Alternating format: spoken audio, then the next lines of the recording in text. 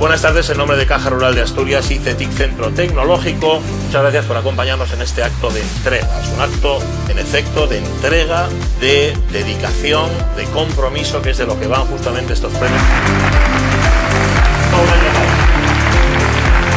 Ver este llenazo, la verdad que yo creo que es el principal regalo que le podemos dar a los premiados hoy, ¿no? Ese poner en conocimiento ese esfuerzo.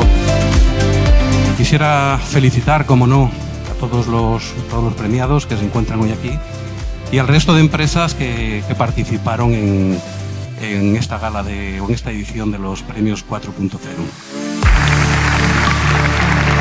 El premio Industria 4.0 en la categoría de sector primario y agroalimentario es para Medioambiental Valle d'Or.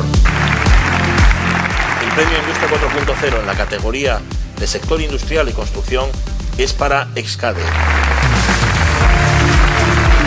El premio Industria 4.0 en la categoría sector servicios es para la empresa Alsa.